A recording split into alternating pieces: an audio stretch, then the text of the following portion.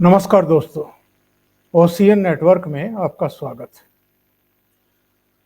कांग्रेस के राज्यसभा सांसद धीरज साहू का जो कैश कांड है, ये कांग्रेस को भी और इंडी अलायंस को भी लेकर के डूबने वाला है। हालत ये हो गई है कि राहुल गांधी मुंह छुपाए हुए घूम रहे हैं और जो इंडी अलायंस के घटक दल हैं, उनके जो नेता हैं वो बोलने की स्थिति में नहीं है।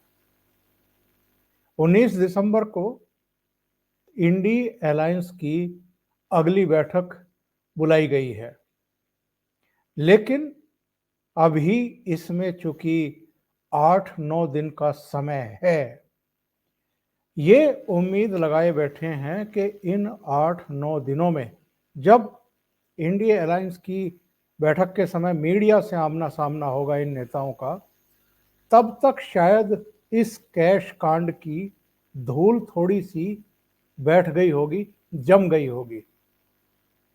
लेकिन भारतीय जनता पार्टी ने तय कर लिया है, ये जो अडानी राग अलापते रहे हैं राहुल गांधी, और अडानी राग अलाप करके झूठ सच बोल करके, सच तो उसमें कुछ है नहीं, झूठ बोल करके जिस तरीके से प्रधानमंत्री नरेंद्र मोदी पर अटैक करने की रणनीति अपनाते रहे हैं, पार्लियामेंट के भीतर भी, पार्लियामेंट के बाहर भी, देश में भी और विदेश में भी, अब ये जो कैश कांड हुआ है धीरज साहू का, कांग्रेस के राज्यसभा सदस्य का, अमित शाह ने साफ साफ संकेत दे दिए हैं एएनआई के साथ एक इंटरव्यू में कि हम इसे पब्लिक के बीच में लेकर के जाने वाले हैं। अमित शाह का क्या कहना है, ये मैं आपको जरा सुनवा देता हूं और फिर इस विषय को हम आगे लेकर के जाएंगे, इस पर आगे चर्चा करते हैं। सुनिए अमित शाह ने कहा क्या है। देखिए, मुझे तो बड़ा आश्चर्य है, आजादी के बाद किसी भी दल के सांसद के घर से इतनी बड़ी मात्रा में कैश नहीं पकड़ी गई होगी। सैकड़ों करोड़ों रुपए का कैश सांसद के घर से मिलता है और पूरा इंडिया अलायंस मौन है इस करप्शन पर। मैं तो पूछना चाहूंगा इनके साथियों को, कांग्रेस का मौन तो हमें समझ में आता है क्योंकि इनकी फितरत ही भ्रष्टाचार की है, परंतु चाहे तृणमूल कांग्रेस हो, चाहे जेडीयू हो, चाहे आरजेडी हो, ये सारे दल डीएमके सहित चुप बैठे हैं। सपा भी चुप बैठी है, कोई रिएक्शन नहीं। अब मुझे समझ में आ रहा है कि मोदी जी के खिलाफ ये जो एक प्रचार अभियान चला कि एजेंसियों का दुरुपयोग हुआ है, वो क्यों चलाया गया? क्योंकि इनके जहन में एक डर था कि हमारे करप्शन के सारे कच्चे चिट्ठे खुल जाएंगे, और मैं मानता हूं कि उचित ही हुआ है। जिस प्रकार से इतनी विपुल मात्रा में भ्रष्टाचार झारखंड जैसे गरीब राज्य में हो रहा है, वो आंख खोलने वाला है। और ये जो राजनीतिक प्रोपेगेंडा करते हैं एजेंसियों के दुरुपयोग का, उनको ये अपने आप ही उनके ही कृत्य से जवाब मिल गया है। इतना भारी करप्शन करने के बाद भी अगर कोई एजेंसी काम न करे तो एजेंसी की क्षमता पर सवाल उठते हैं। और मैं मानता हूं कि राहुल गांधी से लेकर इंडिया अलायंस के सभी लोगों ने इसका जवाब देना चाहिए। भारतीय जनता पार्टी ये मसले को बहुत नीचे तक, इस देश के जन जन तक ले जाएगी और जागरूकता लाने का प्रयास करेगी। हमारी लड़ाई 2014 से भ्रष्टाचार के खिलाफ है। ढेर सारे कदम नरेंद्र मोदी सरकार ने उठाए हैं, प्रधानमंत्री जी ने उठाए हैं, और इस दिशा में हम जन जागृति लाकर इसको जरूर लोगों तक पहुंचाएंगे। अमित शाह ने बिल्कुल साफ कर दिया है, 2024 के लोकसभा चुनाव में भारतीय जनता पार्टी इस कैश कांड को बहुत नीचे तक, यानी जनता तक लेकर के जाने वाली है। और इसका जो है हमें वानगी मिलनी शुरू हो चुकी है। शहजाद, जय हिंद, शहजाद पूनावाला का एक ट्वीट आप देख लीजिए। उन्होंने लिखा है, imagine how much one Congress MP looted that it takes almost an army of personnel to count the loot. Now multiply it with Congress 60 years of power and 1000 of MPs. It runs into tens of thousands of crores. Congress is corruption की बीमारी, the disease of corruption. Manjinder Singh Sirsa ने लिखा है, यह कोई bank का locker नहीं है, ये झारखंड से कांग्रेस के राज्यसभा सांसद धीरज साहू के घर की अलमारियां हैं, जहां से 300 करोड़ कैश मिला है। ये वीडियो हर उस इंसान तक पहुंचाइए जो कांग्रेस की हार का ठीकरा ईवीएम पर फोड़ते हैं। कांग्रेस की हार का कारण उसका भ्रष्टाचार है। सुधीर चौधरी, जाने माने पत्रकार, उन्होंने लिखा है कि कांग्रेस कहती है कि धीरज साहू के बिजनेस से उसका कोई लेना देना नहीं। कांग्रेस को यह स्पष्ट करना चाहिए कि धीरज साहू का कौन सा टैलेंट, कौन सी खूबी देखकर पार्टी ने उसे राज्यसभा का सांसद बनाया था।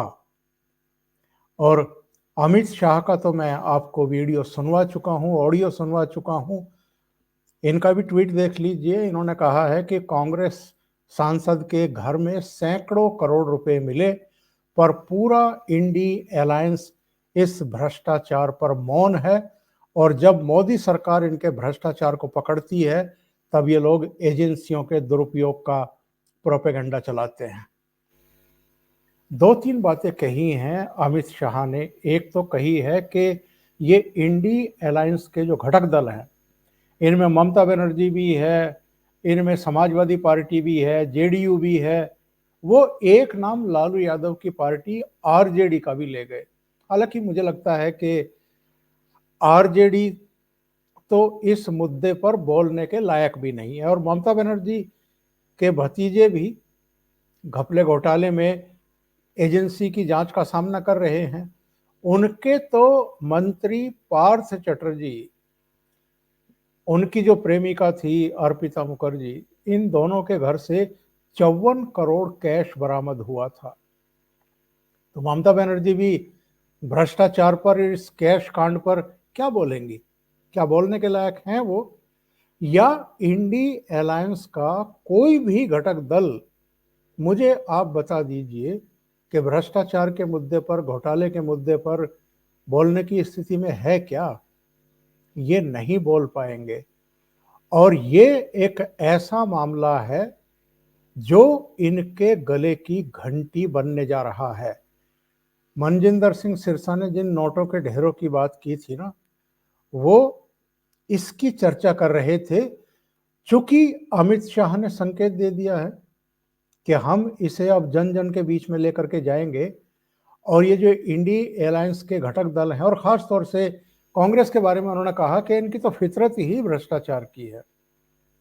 तो कांग्रेस से तो हम अपेक्षा क्या करें, या राहुल गांधी से, या सोनिया गांधी से, या मल्लिकार्जुन खड़गे से, कि वो इस पर कोई बयान जारी करेंगे, कोई सफाई देंगे?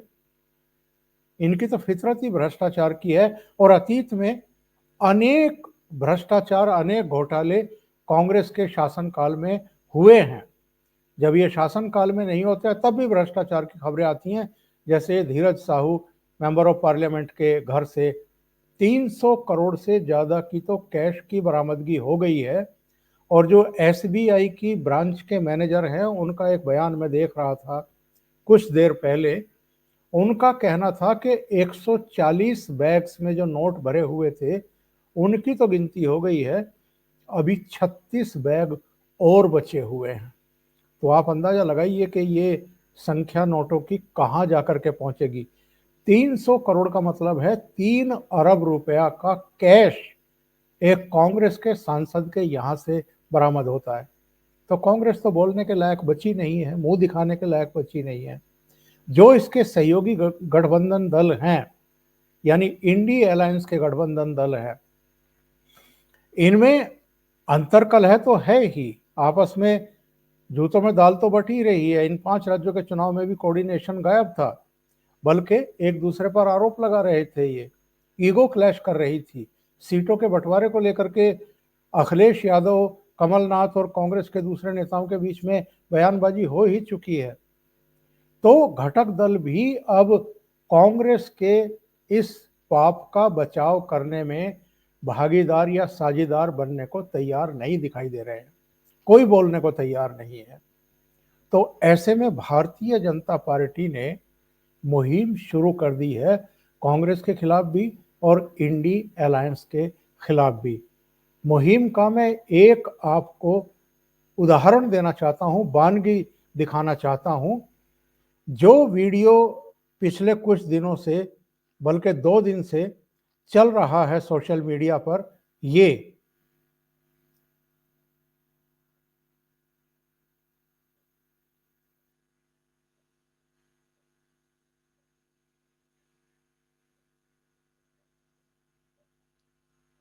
जिसमें नोटों के ढेर ही ढेर दिखाई दे रहे हैं चारों तरफ, अलमारियों में भरे हुए, नीचे पड़े हुए, बैगों में भरे हुए। भारतीय जनता पार्टी ने क्या किया है, इसी वीडियो पर नीचे की तरफ राहुल गांधी का और इस सांसद धीरज साहू का एक चित्र चिपका दिया है। ये देखिए, जब धीरज साहू तीसरी बार राज्यसभा के सदस्य बने थे, तब वो राहुल गांधी से मिलने पहुंचे थे और उन्हें एक फूलों का गुलदस्ता भेंट किया था। ये चित्र इस वीडियो पर चिपका दिया गया है और अब ये वायरल किया जा रहा है पूरे सोशल मीडिया मंचों पर। एक और वीडियो आज दोपहर से वायरल है। नोटों की गिनती कैसे हो रही है, इसका एक वीडियो है, जरा ये भी देख लीजिए।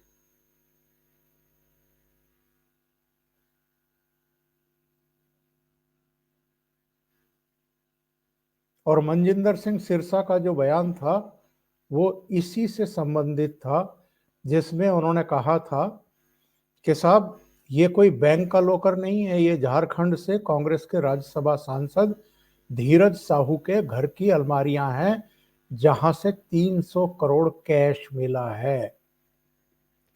तो आप अंदाजा लगाइए कि जो प्रधानमंत्री नरेंद्र मोदी पर अटैक कर रहे थे अडानी का नाम लेकर के बार बार, अब अडानी को तो सुप्रीम कोर्ट की एसआईटी ने भी क्लीन चिट दे दी है कि उन्होंने कोई गड़बड़ घोटाला नहीं किया है। अमेरिका ने भी अभी हाल में ही एक रिपोर्ट आई है जिसमें कहा है कि हिंडनबर्ग की रिपोर्ट जो है वो बकवास है, उसमें तो कोई सत्यता नहीं है। तो अब कहाँ कौन सा मुंह लेकर के पब्लिक के बीच में जाएंगे राहुल गांधी और इनके सहयोगी, जो हिंडनबर्ग की रिपोर्ट को लेकर के केवल अडानी पर हमले नहीं कर रहे थे, बल्कि अडानी के जरिए वो प्रधानमंत्री नरेंद्र मोदी पर भी अटैक करने की कोशिश कर रहे थे, उनकी छवि को बर्बाद करने की कुचेष्टा कर रहे थे, जो होगी नहीं, क्योंकि अडानी का और मोदी का वही लिंक है जो किसी देश के प्रधानमंत्री का और उस देश के किसी उद्योगपति का होता है। इसके अलावा और क्या हो सकता है। लेकिन राहुल गांधी धीरज साहू से तो अपना संबंध तोड़ने का ऐलान कर नहीं रहे हैं, तोड़ भी नहीं सकते हैं, डिसोन भी नहीं कर सकते हैं। ये भी नहीं कह सकते कि 2009, 2010 और 2018 में हमने इन्हें राज्यसभा नहीं भेजा है, और अगर भेजा है तो फिर सुधीर चौधरी ने जो सवाल पूछा है, जरा इसका जवाब कांग्रेस दे दे। उन्होंने कहा है कि कांग्रेस कहती है धीरज साहू के बिजनेस से उनका कोई लेना देना नहीं। कांग्रेस को ये स्पष्ट करना चाहिए कि धीरज साहू का कौन सा टैलेंट, कौन सी खूबी देखकर पार्टी ने उसे राज्यसभा का सांसद बनाया था। तो कांग्रेस भी और इंडी अलायंस भी बहुत बुरी तरीके से फंस गए हैं इस पूरे मामले में। और ये ऐसा कांड है, ऐसा कैश कांड है जिसमें पूरी तरीके से ये लोग अब बैकफुट पर हैं। और ये ऐसा कैश कांड है जो इन्हें ले डूबेगा। अभी के लिए इतना ही। बहुत बहुत धन्यवाद। अगर आपको ये चैनल और इसके कंटेंट पसंद आ रहे हैं तो लाइक करें, कमेंट करें, वीडियो को शेयर भी करें। अभी तक अगर आपने ये चैनल सब्सक्राइब नहीं किया है तो सब्सक्राइब कर लें और साथ में लगे बेल आइकॉन को दबाना ना भूलें, ताकि आगे आने वाले वीडियो और उनके नोटिफिकेशन आप तक पहुंचते रहें। बहुत बहुत धन्यवाद। नमस्कार।